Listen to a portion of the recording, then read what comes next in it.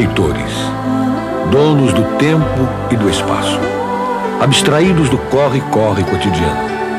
Apenas seus olhos se movem e vez por outra a mão que vira a página. Mesmo assim, parecem debruçados sobre um mundo que se desdobra incessantemente, cheio de atividades e de infinitas possibilidades. A leitura começa com os olhos, mas vai muito além disso. Que mágica é essa que transforma letras em significados, palavras em histórias de vida e conhecimento? O que acontece quando estamos diante de um texto? O que é, afinal, esse ato que chamamos de ler?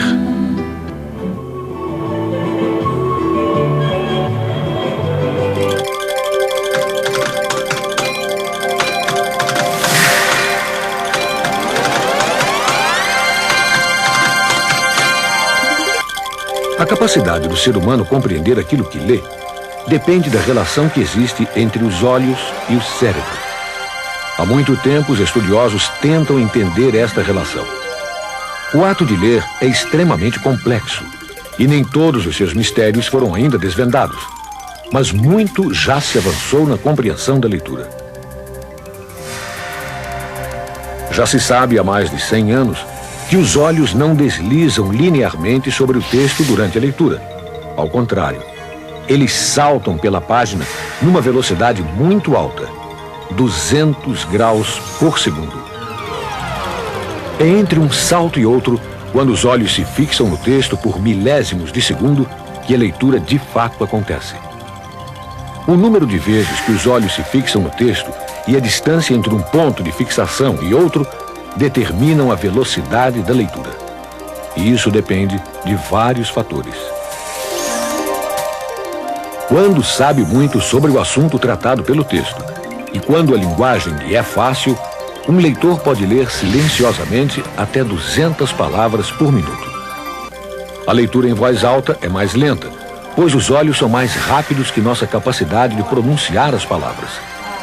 Tremendo de medo, sentou-se ao chão. Além do conhecimento sobre o assunto lido e a facilidade da linguagem, a velocidade de leitura depende da habilidade e estilo pessoal do leitor e também do objetivo da leitura.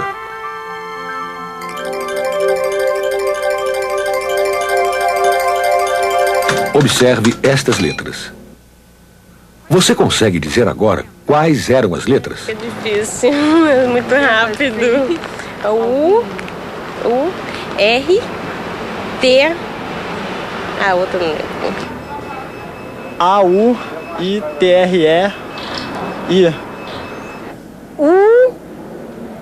Deixa eu olhar só uma vez mais. Só uma vez. U-A-L-T. E agora? L-E-I-T-U-R-A. L-E-I-T-U-R-A. Leitura estava escrito L-E-I-T-U-R-A. São as mesmas letras. Diferença fundamental. No segundo caso, formam uma palavra que tem significado para quem a vê. Imagine memorizar a seguinte sequência de letras. Ih, caramba, é letra pra caramba. Tem letra pra chuchu, I-A-T-Z-A-U-R-A, não sei o que mais, etc, etc, etc, etc, etc, etc. Sem condição. Iatra alguma coisa, não sei. Muita coisa. Quer me pegar, colega? Rearranjando as mesmas letras de outra maneira, fica bem mais fácil. A-L-E-I-T. Esses testes mostram que quanto mais os olhos se apoiam no significado, maior é a eficácia da leitura. A decodificação do escrito também se apoia no significado. Viu como é que tem boa cabeça?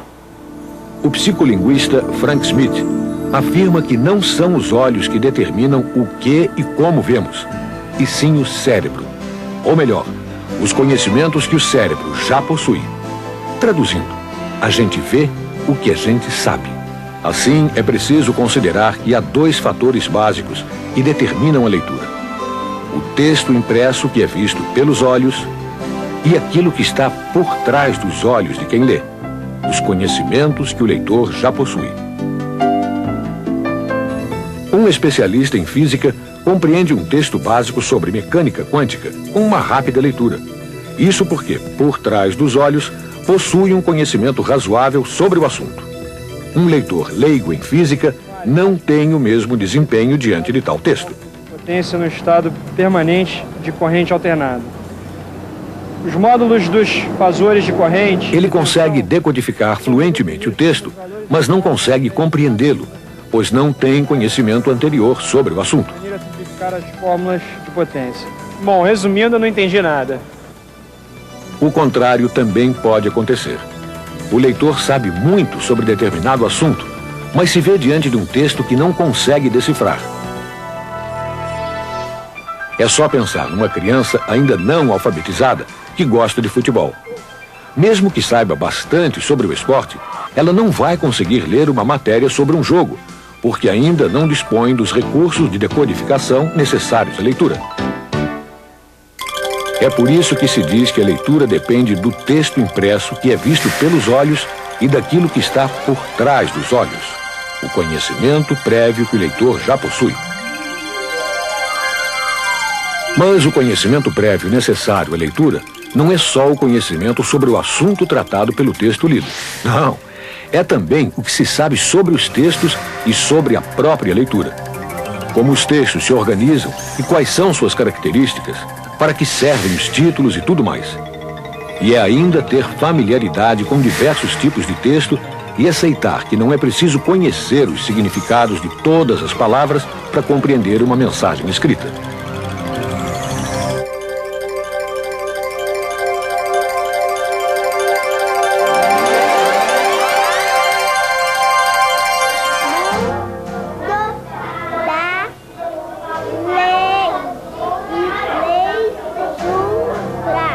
Não existe uma idade melhor para o aprendizado da leitura. A maioria das crianças que começam a ler mais cedo não tem nada de especial. A diferença é que elas consideram a leitura um valor e se acham capazes de ler. E isso tem tudo a ver com o ambiente que as cerca, com os estímulos e apoio que recebem. Mesmo que não saibam ler nem escrever, as crianças conhecem a utilização da leitura. As listas de compras que a mamãe faz para a feira, para o supermercado, os rótulos de produtos que ele consome, os recados, bilhetes que se colocam em geladeira, né? Tudo isso faz parte de suas vivências, de suas experiências. Isso tudo faz com que a criança comece a ter ideias sobre o porquê da leitura, porquê da sua utilização. Por isso que vemos crianças que não sabem ler nem escrever brincando de leitura. O palhaço. Ninguém lê se não vê uma finalidade na leitura. Lemos para saber as notícias do dia, para desfrutar o prazer de uma história, para aprender novos conhecimentos, para fazer um bolo, para aprender as regras de um jogo, enfim. Lê-se sempre para atender a uma necessidade pessoal. As crianças aprendem a ler participando de atividades de uso real da escrita, junto com pessoas que já sabem ler. Aprendem quando acreditam que são capazes de fazer isso.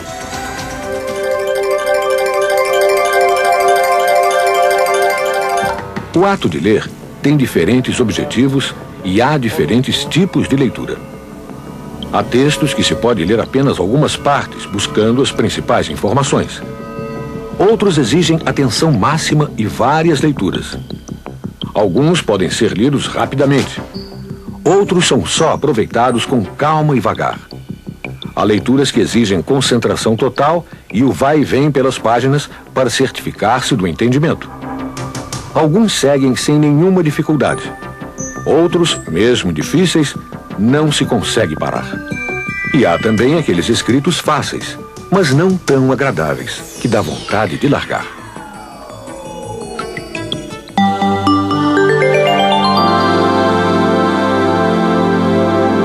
Mas qualquer que seja o objetivo, não se trata simplesmente de decodificar letra por letra, palavra por palavra. Ler é uma atividade que implica compreensão. É só observar a própria leitura para perceber que a decodificação é apenas uma das estratégias usadas. A leitura fluente envolve uma série de outras estratégias. As estratégias de leitura são recursos que o leitor usa para construir significado enquanto lê. E usa esses recursos mesmo sem se dar conta disso.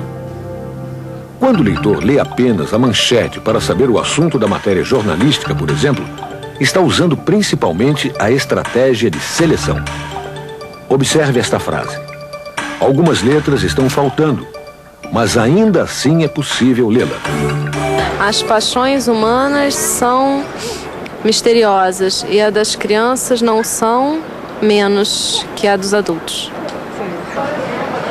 As paixões humanas são... Este teste mostra que quando a linguagem não é complicada e o conteúdo não é difícil, é possível compreender o texto mesmo com a ausência de algumas letras, sílabas ou até palavras. A compreensão não fica prejudicada.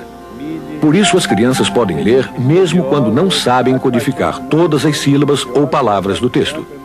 Menos que as dos adultos. O leitor fluente faz essas eliminações automaticamente durante a leitura, que dessa maneira fica muito mais ágil. Isso se dá também pelo uso da estratégia da seleção, que escolhe o que é e o que não é necessário focalizar.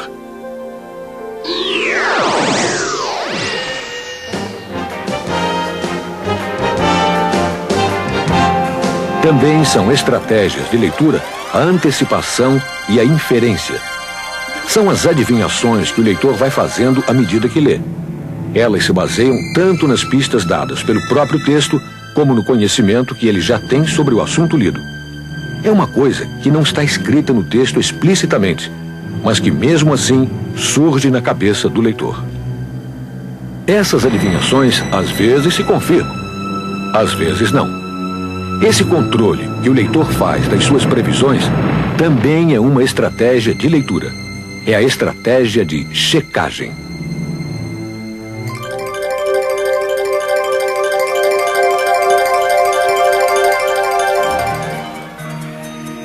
Tenho o livro aberto diante de mim, sobre a minha mesa. O autor, cujo rosto vi no belo frontispício, está sorrindo com satisfação e sinto que estou em boas mãos. Sei que, à medida que avançar pelos capítulos, serei apresentado àquela antiga família de leitores, alguns famosos, muitos obscuros, da qual faço parte. Lerei sobre seus triunfos e perseguições, sobre suas descobertas quase secretas. E, no final, compreenderei melhor quem eu, o leitor, sou.